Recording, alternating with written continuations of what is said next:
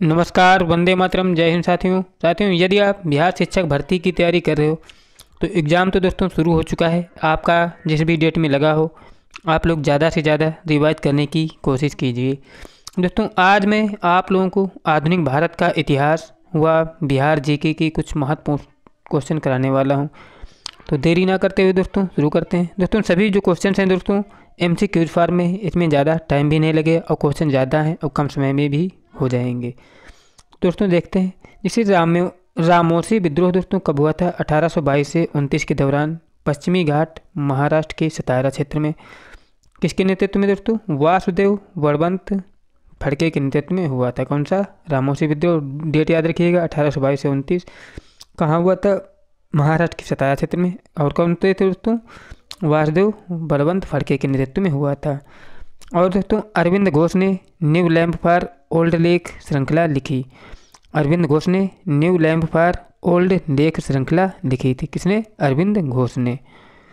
और इसके बाद है कि कांग्रेस ने स्वराज प्रस्ताव 1905 में पारित किया। प्रस्ताव का मुख्य उद्देश्य सुशासन सुनिश्चित करना था। दोस्तों, कांग्रेस ने स्वराज प्रस्ताव का पारित किया था 1905 में। इसका मुख्य उद्देश्य क्या था? सुशासन स्थापित करना था। अगला पॉइंट है कि करम शाह ने दोस्तों पागलपंथ की स्थापना की थी। अगर पूछा जाए करम शाह ने किसकी स्थापना की थी, तो पागलपंथ की स्थापना की थी। अगला है कि मॉन्टेग्यू चेम्सफोर्ड की रिपोर्ट भारत सरकार अधिनियम 1919 का आधार बनी थी। याद रखिएगा, जो मॉन्टेग्यू चेम्सफोर्ड की रिपोर्ट भारत सरकार अधिनियम 1919 का क्या बनी थी? आधार बनी थी, जो भारत सरकार अधिनियम 1935 बना था। इसके बाद है अगला कि लाला लाजपत राय को क्या कहा जाता है? शेर ए पंजाब कहा जाता है लाला लाजपत राय को। अगला है कि बाल गंगाधर तिलक ने कहा था कि स्वराज मेरा जन्मसिद्ध अधिकार है और मैं इसे लेकर रहूँगा। ये कथन दोस्तों बहुत ही फेमस है, बाल गंगाधर तिलक का है। अगला है कि 15 अगस्त 1906 में नेशनल काउंसिल ऑफ एजुकेशन की स्थापना हुई थी। अगर पूछा जाए नेशनल काउंसिल ऑफ एजुकेशन की स्थापना कब हुई थी, तो याद रखिएगा 15 अगस्त 1906 को हुई थी। इसके बाद है राजा राम मोहन राय को भारतीय पुनर्जागरण आंदोलन का पिता कहा जाता है। तो क्या कहा जाता है दोस्तों? राजा राम मोहन राय को भारतीय पुनर्जागरण आंदोलन का क्या कहा जाता है? पिता कहा जाता है। और अगला है कि गांधी इरविन समझौता दोस्तों कब हुआ था? 1931 में हुआ था। इसके बाद है आत्माराम पांडुरंग प्रार्थना समाज के क्या थे? संस्थापक थे। अगर पूछा जाए कि प्रार्थना समाज के संस्थापक कौन थे, तो आत्माराम पांडुरंग थे। अगला है कि भारतीय राष्ट्रीय कांग्रेस के प्रथम अधिवेशन में कितने? 72 प्रतिनिधियों ने भाग लिया था। किसमें? जो भारतीय राष्ट्रीय कांग्रेस का प्रथम अधिवेशन हुआ था उसमें टोटल कितने प्रतिनिधि थे? 72 प्रतिनिधि थे। इसके बाद है कि राजगोपालाचारी स्वतंत्र भारत के पहले गवर्नर जनरल थे। अगर पूछा जाए कि भारत के पहले गवर्नर जनरल कौन थे, तो याद रखिएगा राजगोपालाचारी थे। अगला है कि वीडी सावरकर ने 1904 में महाराष्ट्र में अभिनव भारत नामक संस्था स्थापित की थी। दोस्तों, क्या संस्था? वीडी सावरकर ने 1904 में क्या अभिनव भारत नामक संस्था स्थापित की थी। अगला है भारतीय राष्ट्रीय कांग्रेस का 27वां अधिवेशन कहाँ हुआ था दोस्तों? बांकीपुर में हुआ था, जो बिहार में है। भारतीय राष्ट्रीय कांग्रेस का 27वां अधिवेशन 27वां। अगला है कि चित्तरंजन दास व मोतीलाल नेहरू ने स्वराज दल की स्थापना की थी। अगर पूछा जाए कि स्वराज दल की स्थापना किसने की थी, तो याद रखिएगा चित्तरंजन दास व मोतीलाल नेहरू। और है दोस्तों कुंवर सिंह कहाँ के राजा थे? याद रखिएगा वो जगदीशपुर के राजा थे कुंवर सिंह। इसके बाद है कि 1 नवंबर 1858 को महारानी विक्टोरिया ने भारतीय प्रशासन को ब्रिटिश ताज के नियंत्रण में लेने की घोषणा की थी। याद रखिएगा कि 1 नवंबर 1858 को महारानी विक्टोरिया ने भारतीय प्रशासन को ब्रिटिश ताज के नियंत्रण में लेने की घोषणा की थी। और अगला पॉइंट है कि 12 अगस्त 1765 को सम्राट शाह आलम द्वितीय ने ईस्ट इंडिया कंपनी को बंगाल, बिहार व उड़ीसा की दीवानी प्रदान की थी। तो क्वेश्चन ये पूछा जा सकता है कि ईस्ट इंडिया कंपनी को बंगाल, बिहार व उड़ीसा की दीवानी किसने प्रदान की थी? वो थे दोस्तों शाह आलम द्वितीय ने। किस डेट में प्रदान की थी? डेट थी 12 अगस्त 1765। और अगला पॉइंट है कि कुंवर सिंह ने जगदीशपुर में 1857 के विप्लव में क्रांतिकारियों का नेतृत्व किया था। और अगला है कि कुंवर सिंह 1857 की क्रांति में बिहार के क्या थे? नेता थे। और है कि 1857 के क्रांति के बाद ब्रिटिश सरकार ने सिपाहियों का चयन गोरखा, सिख एवं पंजाबी उत्तर प्रांतीय किया। 1857 के विद्रोह के बाद ब्रिटिश सरकार ने सिपाहियों का चयन कहाँ से किया था? गोरखा, सिख एवं पंजाबी उत्तर प्रांतीय किया था। और अगला है कि 1857 का विद्रोह लखनऊ में बेगम ऑफ अवध के नेतृत्व में आगे बढ़ा था, इनको बेगम हजरत महल भी कहते हैं। भारत में नारी आंदोलन ज्योतिबा फूले की प्रेरणा से आरंभ हुआ था। अगर पूछा जाए कि नारी आंदोलन किसके प्रेरणा से प्रारंभ हुआ था, वो था दोस्तों ज्योतिबा फूले के नेतृत्व में। और अगला है कि जयप्रकाश नारायण ने किसकी पार्टी? बिहार सोशलिस्ट पार्टी की स्थापना की थी। जयप्रकाश नारायण के द्वारा कौन सी पार्टी स्थापित की गई थी? तो वो थी दोस्तों बिहार सोशलिस्ट पार्टी। और अगला पॉइंट है कि ट्रेड यूनियन आंदोलन के क्रांतिकारी चरण का समय था। क्या था दोस्तों? 1926 से 29 था ट्रेड यूनियन आंदोलन के क्रांतिकारी चरण का समय।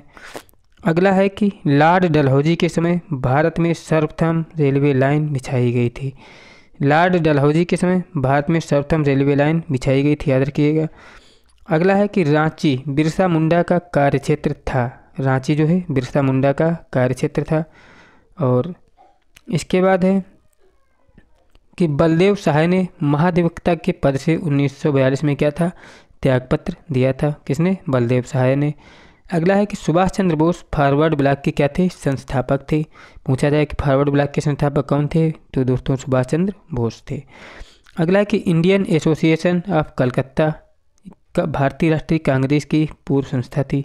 अगर पूछा जाए कि भारतीय राष्ट्रीय कांग्रेस की पूर्व संस्था कौन सी थी, तो याद रखिएगा इंडियन एसोसिएशन ऑफ क्या थी? कलकत्ता। और इसके बाद है कि महात्मा गांधी ने खिलाफत आंदोलन का समर्थन किया, क्योंकि दोस्तों गांधी जी अंग्रेज़ों के खिलाफ अपने आंदोलन में मुसलमानों का सहयोग करना चाहते थे, इसीलिए उन्होंने सहयोग मतलब खिलाफत आंदोलन का क्या सपोर्ट किया था। और दोस्तों अगला क्वेश्चन देखते हैं। अगला है कि कांग्रेस के नरम दल के आंदोलन की पद्धति राजवमध्य थी। कांग्रेस के नरम दल के आंदोलन की पद्धति राजवमध्य मतलब क्वेश्चन कुछ समझ में नहीं आ रहा दोस्तों। और अगला है कि किचलू व सत्यपाल के बंदी बनाने के विरोध में प्रदर्शन करने के लिए जलियांवाला बाग में लोग जमा हुए थे। दोस्तों जलियांवाला बाग में जमा क्यों हुए थे लोग? दोस्तों किचलू व सत्यपाल दोस्तों बड़े नेता थे, इनको गिरफ्तार कर लिया गया था, इसलिए वहाँ पर दोस्तों मीटिंग चल रही थी और जनरल डायर ने वहाँ पर गोलियाँ चलवा दी थी। अगला है कि राजनीतिक सुधारों को लेकर विरोध करने वाले प्रथम भारतीय कौन थे दोस्तों? बाल गंगाधर तिलक थे राजनीतिक सुधारों को लेकर विरोध करने वाले प्रथम भारतीय।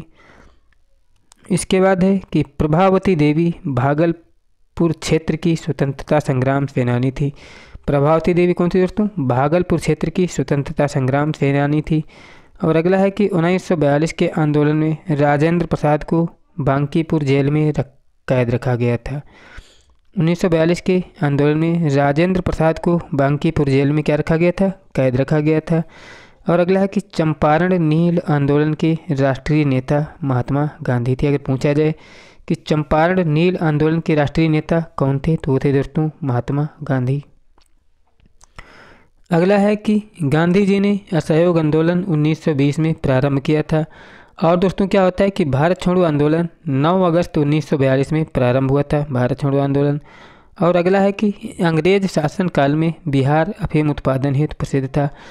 अगर पूछा जाए कि अंग्रेज़ों के समय बिहार किसके उत्पादन में अग्रणी था, तो अफीम के उत्पादन में अग्रणी स्थान था। और अगला है दोस्तों 1855 में संथालों ने अंग्रेज कमांडर मेजर बारो को हराया। 1855 में संथालों ने किसको हराया था दोस्तों? अंग्रेज कमांडर मेजर बारो को हराया था। और अगला है कि 16 दिसंबर 1856 में अंग्रेजी भारतीय सेना में चर्बी वाली कारतूसों से चलने वाली एनफील्ड राइफल का प्रयोग किया गया था, इसीलिए ये क्रांति शुरू हुई थी। और अगला है कि स्वामी सहजानंद ने अखिल भारतीय किसान सभा के प्रथम सत्र की अध्यक्षता की थी। अगर पूछा जाए कि अखिल भारतीय किसान सभा के प्रथम सत्र की अध्यक्षता किसने की थी, तो याद रखिएगा वो थे स्वामी सहजानंद। और इसके बाद है कि राजा राम मोहन राय ने ब्रह्म समाज की स्थापना कब की थी, तो याद रखिएगा 1828 में की थी। अगला है कि सत्यार्थ प्रकाश की रचना स्वामी दयानंद सरस्वती के द्वारा की गई थी। सत्यार्थ प्रकाश की रचना किसके द्वारा की गई थी दोस्तों? तो की गई थी स्वामी दयानंद सरस्वती के द्वारा। और अगला है कि AITUC के प्रथम अध्यक्ष कौन थे, तो याद रखिएगा इसके अध्यक्ष थे लाला लाजपत राय, किसके AITUC के प्रथम अध्यक्ष। और कुछ क्वेश्चन और बचे हैं कि अब्दुल कलाम आज़ाद वैसे कांग्रेस अध्यक्ष थे जिन्होंने क्रिप्स मिशन व लॉर्ड वेवल दोनों से वार्ता की थी, मतलब वैसे अध्यक्ष थे जिन्होंने क्रिप्स मिशन व लॉर्ड वेवल दोनों से वार्ता की थी। और अगला है कि सांप्रदायिक अवार्ड व पूना पैक्ट में क्रमशः दलित वर्ग को कितनी, सांप्रदायिक अवार्ड व पूना पैक्ट में सांप्रदायिक अवार्ड में 71 व पूना पैक्ट में 147 सीटें दी गई थी। और दोस्तों लास्ट क्वेश्चन है कि 1947 के भारतीय राष्ट्रीय कांग्रेस के अधिवेशन की अध्यक्षता करने वाले कौन थे? वो थे दोस्तों राजेंद्र प्रसाद। 1947 के भारतीय राष्ट्रीय कांग्रेस के दिल्ली अधिवेशन की अध्यक्षता करने वाले राजेंद्र प्रसाद थे। दोस्तों मेरे द्वारा कराए गए क्वेश्चंस यदि आपको रियल में अच्छे लगे हो तो प्लीज़ चैनल को सब्सक्राइब कर लें, वीडियो अच्छा लगा हो तो लाइक भी करें और अपने दोस्तों के पास शेयर करें। मिलते हैं नेक्स्ट वीडियो में। जय हिंद, जय भारत।